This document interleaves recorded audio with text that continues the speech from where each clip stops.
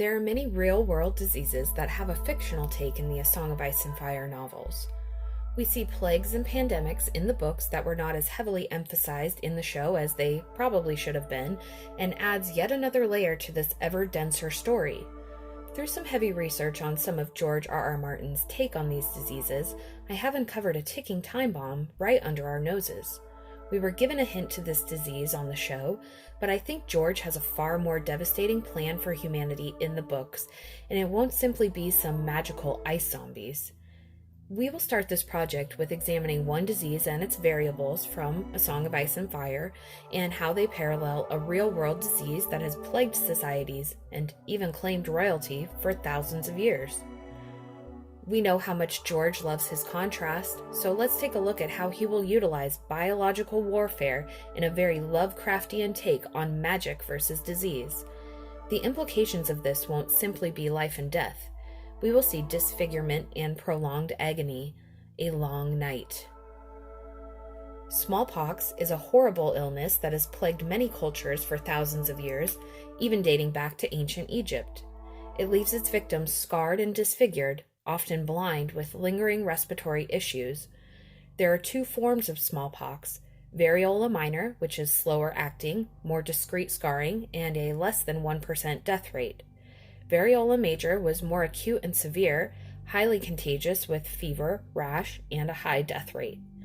Smallpox was only recently eradicated, with a worldwide effort starting in the 1950s and the last reported case in the late 1970s. Any medical studies on smallpox are very closely controlled to prevent the spread of this dangerous disease. Smallpox has a fictional counterpart in A Song of Ice and Fire, grayscale and the Gray Plague. Grayscale is a disease which causes severe scarring and turns the victim's skin gray and stony. It is a slow and highly contagious disease, and most of its victims are sent to live out their days in Valyria in isolation. They die of madness or respiratory issues, though grayscale is said to not be painful. Grayscale thrives in cold and wet environments and has been seen on the Iron Islands and Dragonstone in Westeros. The Gray Plague is another form of grayscale. It is more acute and kills rapidly. Outbreaks of the Gray Plague have occurred throughout history and ravaged through cities, typically carried in on ships by small gray rats. In A Feast for Crows, Grand Maester Pycelle recalls an outbreak in Old Town from his childhood that killed half the city and 3/4 of the citadel. In A Dance with Dragons, Illyrio Mopatis tells us of how his second wife Sarah died from an outbreak in Pentos among 2,000 other souls killed in the pandemic. He keeps her stone hands in his bedchambers as a memento. Contracting the Gray Plague is not a sure death sentence, but those few who survive are severely scarred and difficult to look upon. Remarkably, those who survive grayscale cannot contract the Gray Plague. There are many mentions of grayscale and the Gray Plague throughout A Song of Ice and Fire, and there seems to be increasing foreshadowing toward an outbreak in the story.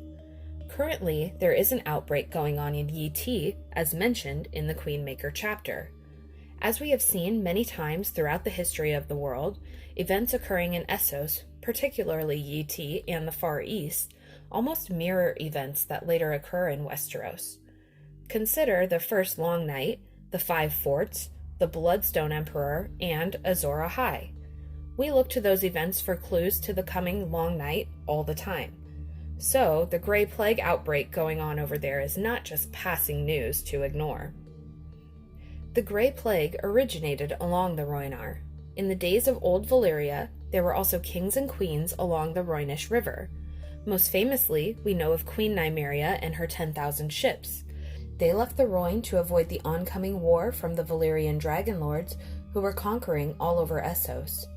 The other kings and queens decided to fight back, but were easily defeated by dragonfire.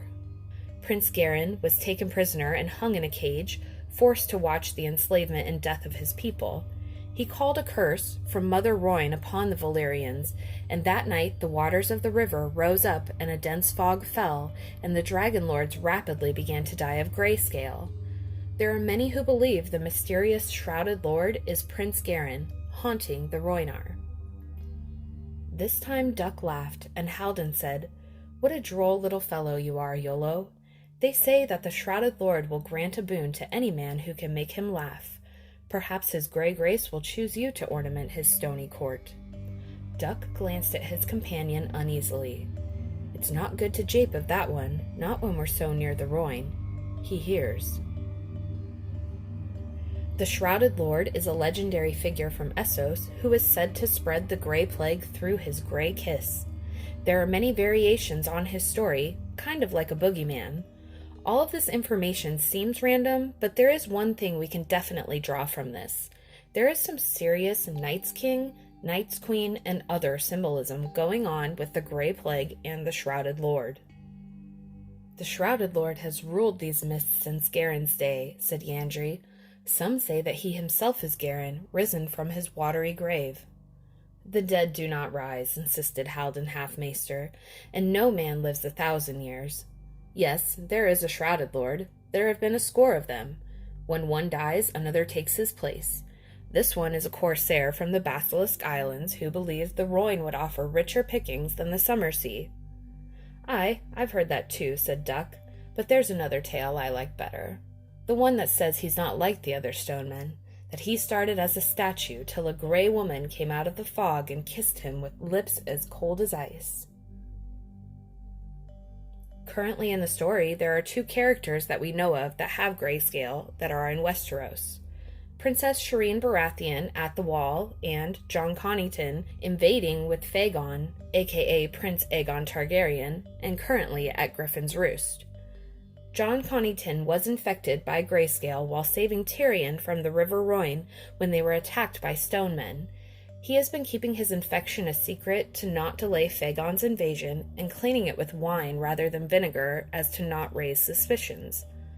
It is worth remembering that Tyrion swallowed a bunch of river water when they were attacked by the stonemen and has been since monitoring himself for grayscale, but put a pin in that because we will come back to that idea.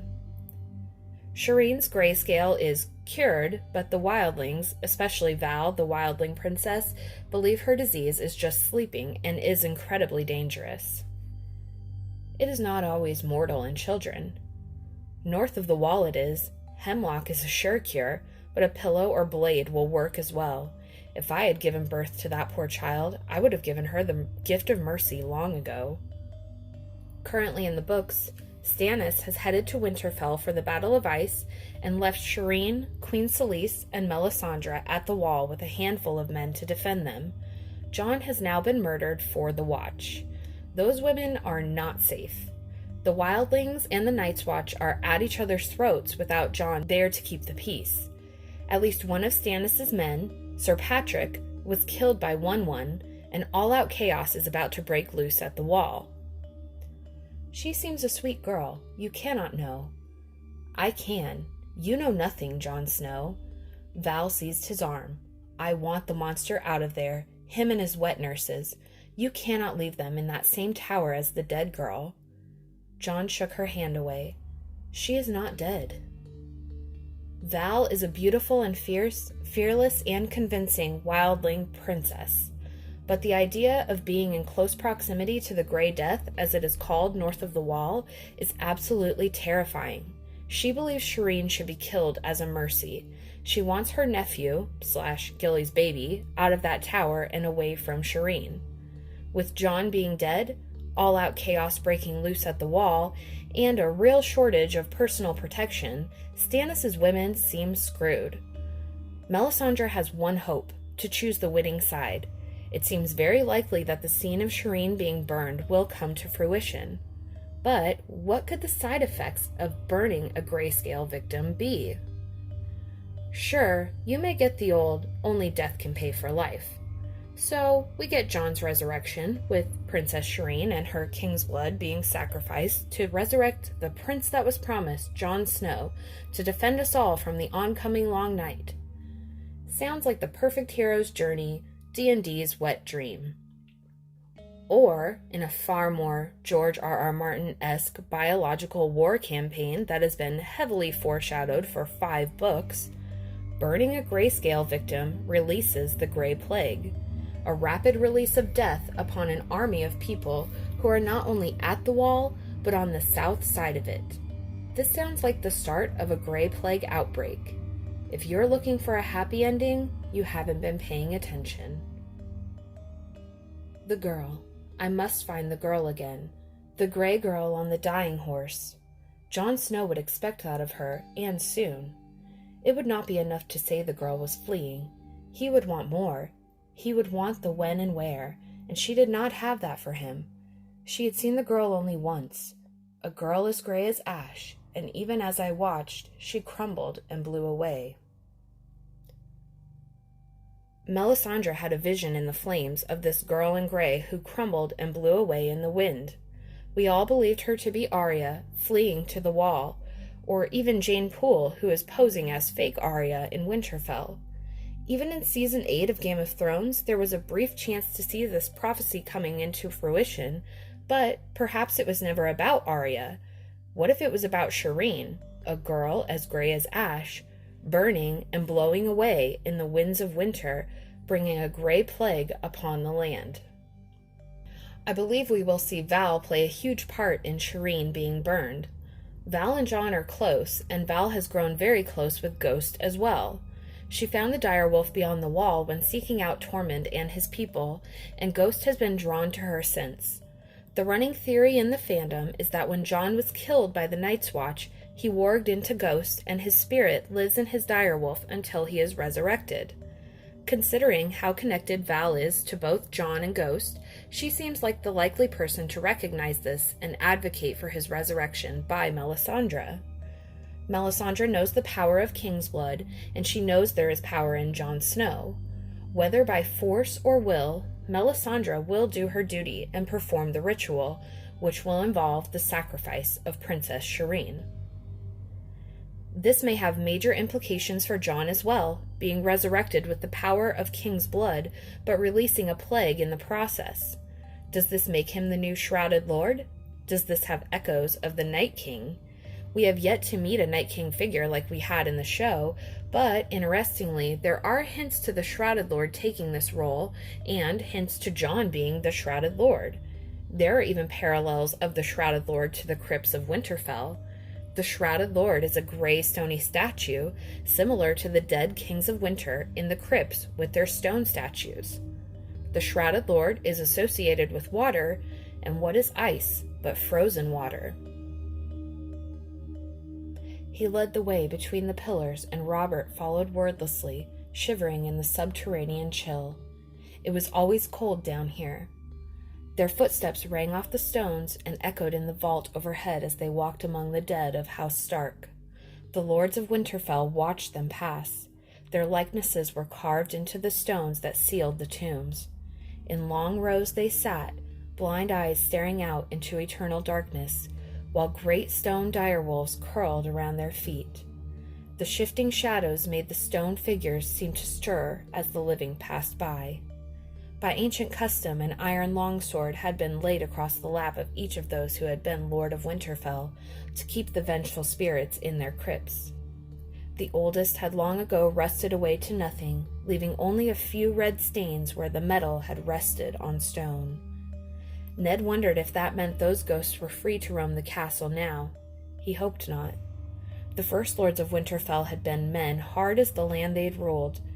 In the centuries before the Dragon Lords came over the sea, they had sworn allegiance to no man, styling themselves the kings in the north. We don't know what to expect from Jon once he's resurrected.